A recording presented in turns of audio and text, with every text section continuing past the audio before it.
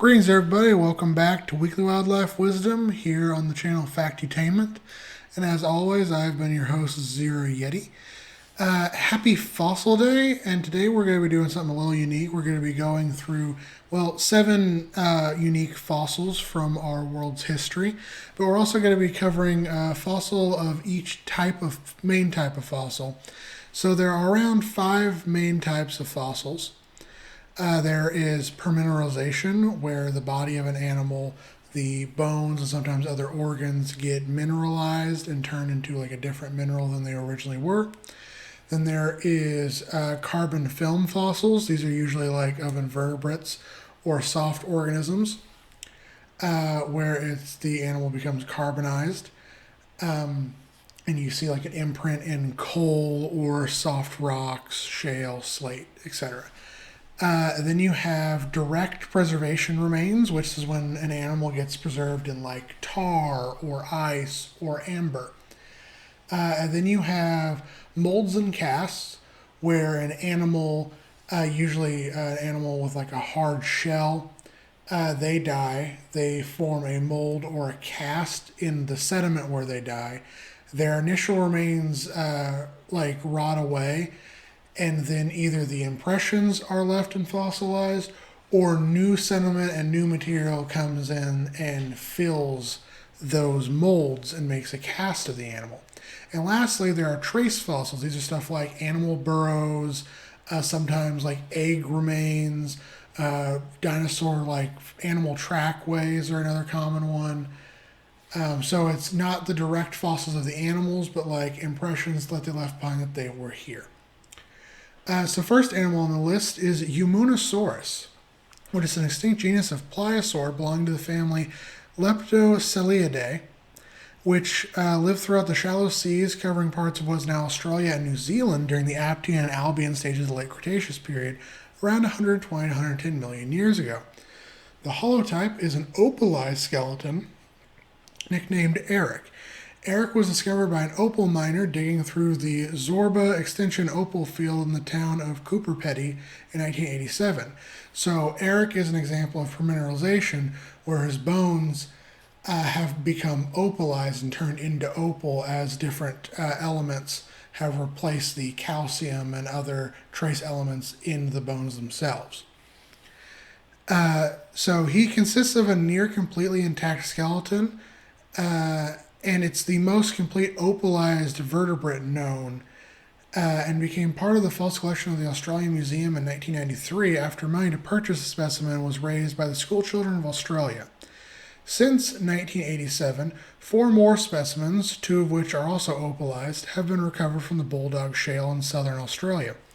After years of study on each of these specimens, doctors Keir, Schroeder, and Lee have confidently declared them as belonging to a new species, Umoonasaurus demosclylus, in 2006. The generic name is a combination of the Akeiron name for the Cooperpedy region, Umuna, and the Greek word sauros, meaning lizard. The specific name comes from the Greek words demos and sklia, meaning of the people and sea monster, respectively, referring to the public donations used to acquire the holotype specimen. Reaching 6.5 to 8.5 feet in length, Umoonasaurus was a fairly small 4-flippered marine reptile. It had a small triangular skull with 3 distinctive crests. There was a tall, narrow crest running along the middle of the front of the skull, and 2 shorter yet broader ridges at the back of the skull, with one being over each eye. In life, Umoonasaurus would have inhabited the polar inland Urmanga Sea. These waters, while frigid, sport a wealth of life, including mollusks, bony fish, crustaceans, chimeras, rays, and other marine reptiles such as the elasmosaurid Opalionectes, the ichthyosaur Platypterygius, and the giant pliosaur Chronosaurus. Next up, we have Arctodus, which is a distinct genus of short-faced bear that inhabited Beringia and North America during the Pleistocene period, some 2.5 million years ago to 12,000 years ago. The first remains of Arctodus, consisting of a mostly complete skeleton, were named and described by Joseph Leidy in 1854. Today, 2 species are recognized: the lesser short-faced bear, Arctodus pristinus, and the giant short-faced bear Arctodus simus, with both species being relatively rare in the fossil record. A. pristinus was largely restricted to the early Pleistocene of the eastern United States, whereas I. simus lived during the late Pleistocene throughout most of the United States and Mexico, Beringia, Alaska, and Canada. Now, Beringia is the Bering land bridge that existed during the Ice Age, and it connected Asia to North America. It's now covered by the Bering Sea. So A. simus has also been much more well studied, thanks to a wealth of individuals having been incredibly well preserved in the tar pits at La Brea, which is an example of direct preservation.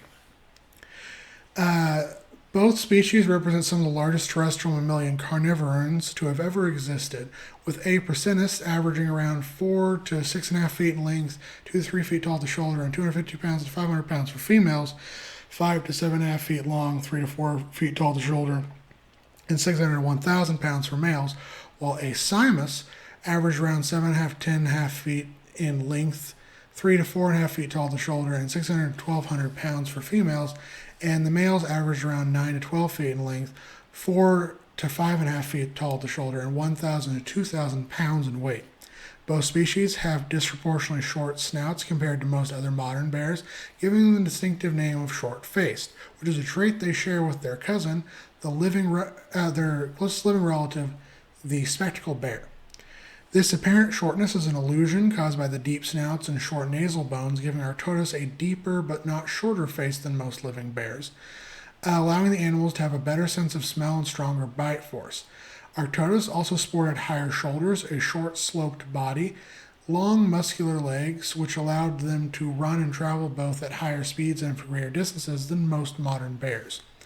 In life, Arctodus would have inhabited the open woodlands, grasslands, wetlands, montane forests, and the mammoth steppe of North America, acting as a colossal opportunistic omnivore and a super scavenger of sorts, feeding upon leaves, stems, fruits, nuts, barks, grasses, flowers, as well as deer, camelids, tapirs, bison, and young mammoths, young mastodons, and young ground sloths.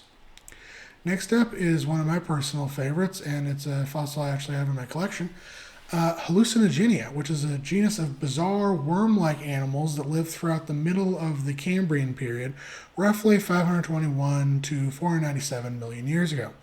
It is known from articulated carbonized fossils from Burgess Shale-type deposits in Canada and China, and from isolated spines from around the world.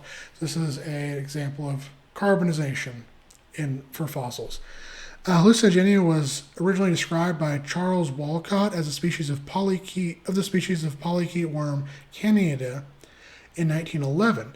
In 1977, Simon Conway Morris recognized the animal as something quite distinct, establishing a new genus, but with no known specimens at the time that showed both rows of legs. Conway Morris reconstructed the animal as walking on its spines, with a single row of legs interpreted as tentacles coming on the animal's back. A dark stain at one end of the animal was interpreted as a featureless head, and the other scientists at the time were offered the alternative interpretation of considering Hallucigenia to be an appendage of a larger unknown animal. In 1991, Lars Ramskjöld and Hyo Zhang, working with additional specimens of a hallucinogeniid from the lower Cambrian Mao Tianshan shales of China, reinterpreted Hallucigenia as a Lobopodian, a legged worm-like taxon related to velvet worms and tardigrades. They inverted it, interpreting tentacles which they believed to be paired as walking structures and the spines as protective. The blob-like head is actually a stain that appears in many specimens and is not a preserved portion of the anatomy. Later research in the mid-2010s clarified the longer end is a head with an antroventral mouth and at least a pair of simple eyes, proving Ramskjöld and Zaiken's interpretation of the animals to be correct. In life, the about a 1/4 inch to 2.5 inch long Hallucigenia would have dwelled along the primitive reefs and algal fields of the shallow Cambrian seas, where it fed upon plankton, algae, and detritus, alongside many other bizarre creatures, such as Anomalocaris, Opabenia, Wawaxia, Hyrotrioskjan, and, of course, trilobites. Next up, we have Isotelus, which is a genus of acaphid trilobites, which live throughout the shallow seas that covered what is now the United States and Canada during the Ordovician period, some 470 to 444 million years ago. Trilobites are an extinct group of arthropods related to the horseshoe crabs, insects, arachnids, and crustaceans. The name trilobite means three-lobed animal, from the three longwise divisions or lobes of the body.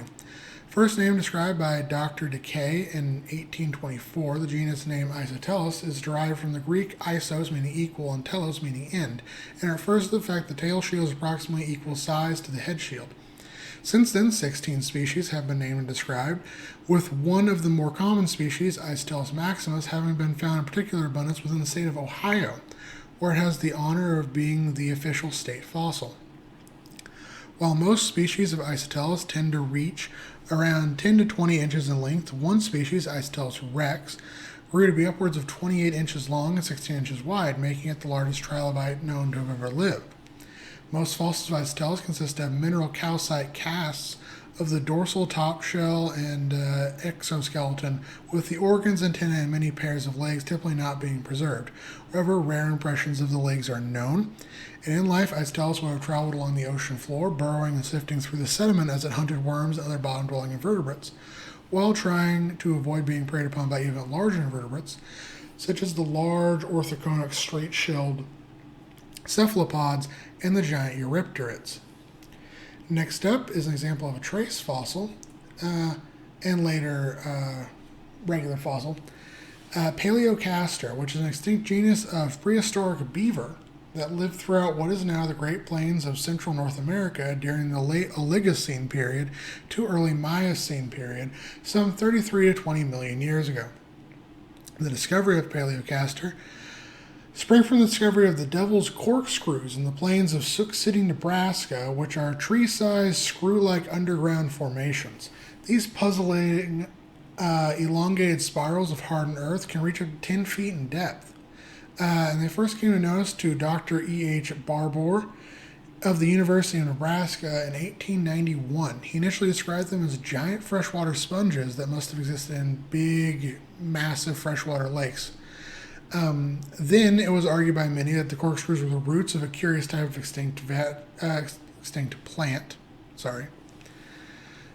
Later, Dr. Barbour proposed the devil's corkscrews were the burrows of large rodents and Latinized the name to the ichnofossil name Daimon helix and Daimon nilix and Daimon elix, and classified them by shape and size. One Dr. Theodore Fuchs suggested that they were the work of a Miocene gopher. Arguments about the true origins of the devil's corkscrews continued well into the 20th century, only finally ceasing when a fossilized beaver was discovered in one of them. Today, 4 species of Paleocaster are recognized: P. focer, P. magnus, P. wallereti, and P. peninsulatus. Reach around 1 to 2 feet in length and 3 to 8 pounds in weight. Paleocaster look like a cross between a modern North American beaver and a gopher, sporting small ears and eyes, relatively long tails, and unlike most burrowing animals, they had super long, quickly growing front teeth, which they used to excavate their burrows rather than their claws. Paleocaster was a highly sociable herbivore, which lived in large colonies and filled a similar ecological niche to modern prairie dogs. Recent research as to why Paleocaster would have made helical burrows suggests that it was a combination of a way to maintain more consistent temperatures and humidity levels. It was better at keeping out predators and was easier for the animals to transport food and materials in and out of their burrows than a straight burrow would be. Next up, we have Coelophysis, which is an extinct genus of Coelophysis theropod dinosaur, which lived throughout what is now North America during the late Triassic period, approximately 228 million years ago to 201 million years ago. The first remains, consisting of a couple partial skeletons, were unearthed in 1881 by David Baldwin in the Chinle Formation of northwestern New Mexico. Baldwin presented his finds to his boss Edward Drinker Cope, who in early 1887 referred to the specimens collected as two new species, C. bari and C. longicollis of the genus Coelophysis. Later in 1887, Cope reassigned the material to yet another genus, Tanystropheus. 2 years later, Cope corrected his classification after realizing differences in the vertebrae and named them Coelophysis with C. bari as the type species. The name Coelophysis is Greek for hollow form in reference to the animal's hollow vertebrae. However, the first finds were too poorly preserved to give a complete picture of the animal. In 1947, a substantial graveyard of over 1,000 Coelophysis skeletons, which had all perished in a flash flood, had then been preserved by the sediments brought by that said flash flood. They were found by George Whittaker at the Ghost Ranch in New Mexico, who presented the find to the American Museum of Natural History, which prompted paleontologist Edwin H. Colbert to conduct a comprehensive study of every Coelophysis fossil up to that date. The Ghost Ranch specimens were so numerous, including so many well-preserved and fully articulated specimens, that one of them has since become the diagnostic or type specimen for the entire genus, replacing the original poorly preserved specimens. In addition to this, there are several other Coelophysis specimens found from throughout North America, including many trace fossils, including dinosaur trackways, which I think is just pretty neat. Reaching 6.5 to 9.5 feet in length, 2.5 to 3.5 feet tall, and 33 to 55 pounds in weight, Coelophysis is frequently used as the archetypical example of an early carnivorous dinosaur from the Triassic. Its hollow bones, bipedal stance, two legs that supported the body from underneath as opposed to sticking out to the sides, and smaller front arms than its back legs, and it had a head mounted on an S-curved neck. All serve to give it the distinctive small theropod look. And then lastly, we can't do a fossil day without talking about mummies. So we're going to go possibly the most famous dinosaur mummy, which is Edmontosaurus, an extinct genus of large hadrosaurid dinosaurs lived throughout North America, from Colorado to Alaska during the late Cretaceous period, some 75 to 66 million years ago. Edmontosaurus has had a long and complicated history in paleontology, having spent several decades in various species classified into other genera. The first fossils, named Edmontosaurus, consisting of two partial skeletons, were discovered in the Horseshoe Canyon Formation of the southern Alberta, Canada, by Lawrence Lambe, who described naming the animals as Edmontosaurus regalis, meaning king-size Edmonton lizard, in 1917. However, several other species are now classified as Edmontosaurus that were named earlier. Best known of these is Edmontosaurus annectens from Wyoming, named by Orthniel Charles Marsh in 1892, originally as a species of Cliosaurus, and known for many years as a species of Trachodon, and later as Anatosaurus annectens. Two additional important specimens consisting of mummified remains that preserve not only the bones and skin, but the muscles and some internal organs, were recovered in 1908 and 1910 by Charles Haslius Sternberg and his sons from Wyoming's Lance Formation. These remains were initially classified as Trachodon annectens, and since then many more specimens of Edmontosaurus have been found, including another mummy nicknamed Dakota from the Hell Creek Formation of North Dakota. And over time, Anatosaurus, Anatotitan, Trachodon, and Arugacnolic have all become synonyms of Edmontosaurus, considerably extending the genus's range both geographically and temporally. Two species are considered valid, E. regalis and E. annectens.